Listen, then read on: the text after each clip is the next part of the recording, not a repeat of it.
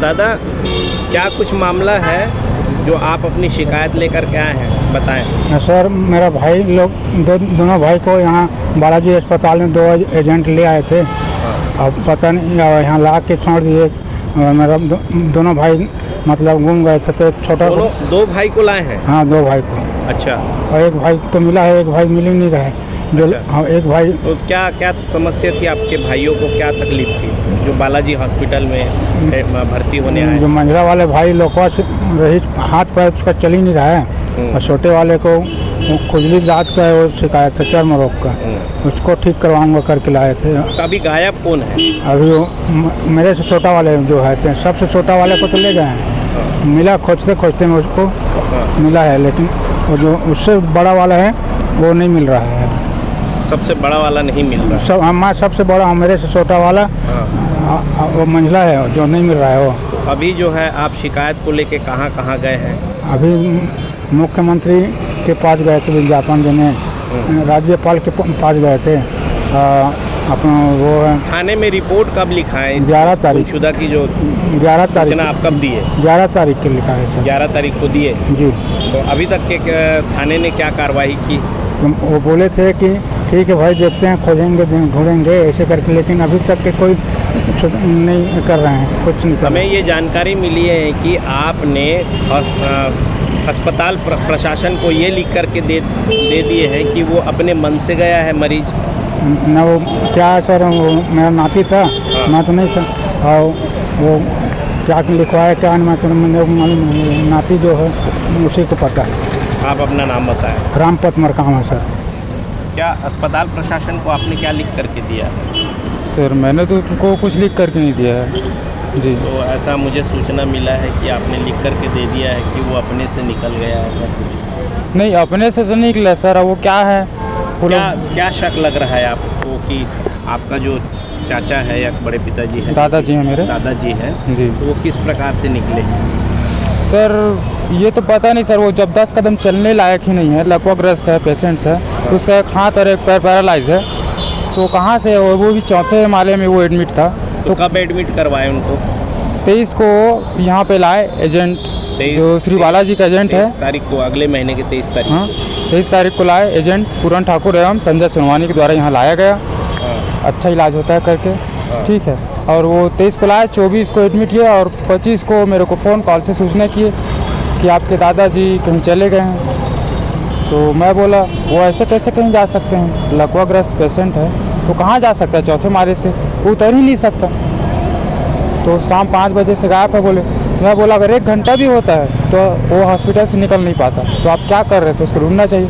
तो नहीं, वो बोला कि पुलिस प्रोटेक्शन हो गया है, आप चिंता मत करो, उसको खोजा जा रहा है। वो यही दिलासा देता रहा। तो हम लोग कुछ दिन चुप बैठे।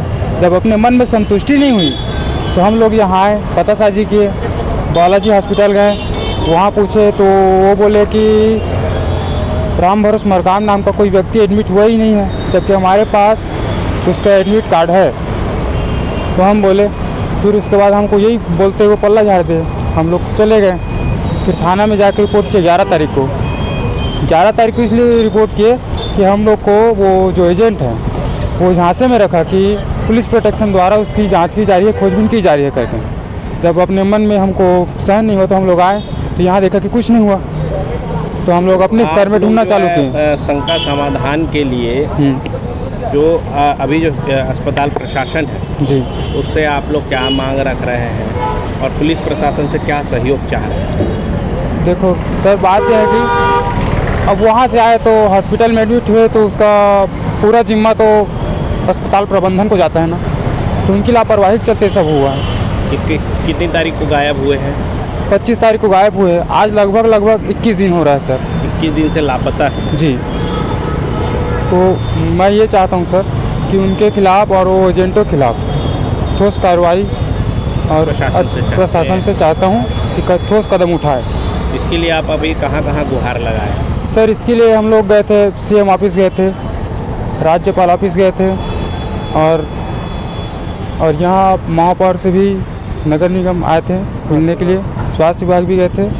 अब बस इतने ही, और हो सके तो और आगे भी जाएंगे, उसके लिए लड़ेंगे। अपना परिचय। मैं अनिल मरकाम, राम भरोस का पोता, कहाँ से? बिलासपुर जिला से, कोटा ब्लॉक से।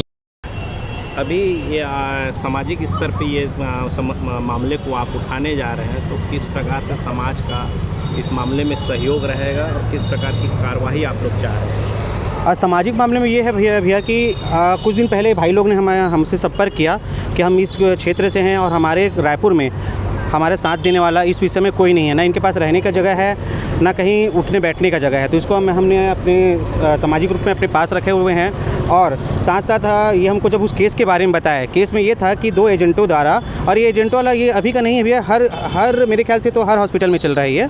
एजेंटों द्वारा क्या है, बहला फुसला कर हमारे भोले भाले ग्रामीणों को बुलाया जाता है और यहाँ के हॉस्पिटल में ला के उनको ज़बरदस्ती रख दिया जाता है। उनके जितना आयुष्मान कार्ड जो है उनसे उनका रकम निकाल लिया जाता है। उसके बाद यहाँ पे पता चल रहा है कि एजेंटों द्वारा ना ये बताया जाता है कि उनको डिस्चार्ज कर दिया गया है, ना हॉस्पिटल के द्वारा बताया जाता है कि उनको डिस्चार्ज कर दिया गया है। उनके जो पेशेंट है उनको भगा दिया जाता है। उसी प्रकार इनके जो पेशेंट है लगभग अभी 21वां दिन है, इनका कोई अता पता नहीं है।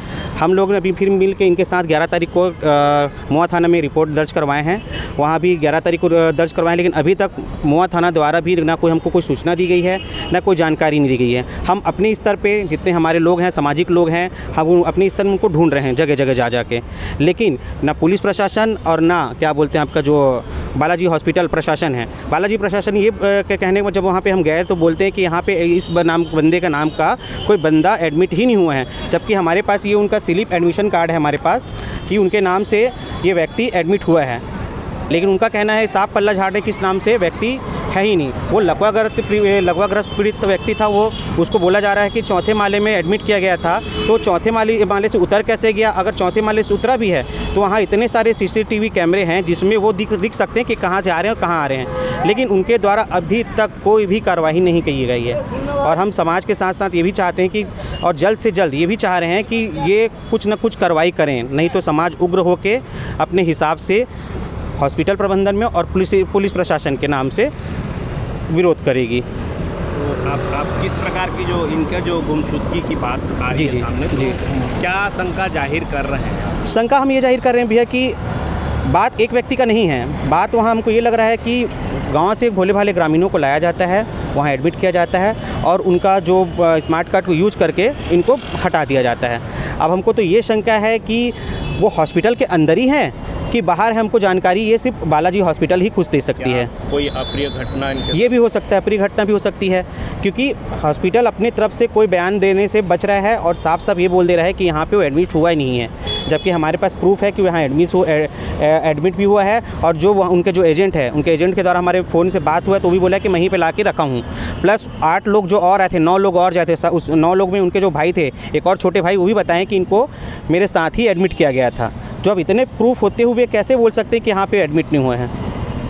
ये अस्पताल प्रशासन का सरासर गलत निर्णय है और ये बहुत, मेरे हिसाब से एक बहुत बड़ा स्कैम है आयुष्मान कार्ड के जो पैसा निकालने का, हेरा फेरी का। और मैं आप लोगों के माध्यम से भी निवेदन करना चाहता हूँ कि इसमें थोड़ा सा हमारा हेल्प कीजिए और उस जो हमारे जो बुजुर्ग हैं लकवा पीड़ित, उसको ढूंढने में थोड़ा हेल्प कीजिए। मैं दीनू नेताम, प्रदेश उपाध्यक्ष सर्ववादी समाज युवा प्रकोष्ठ।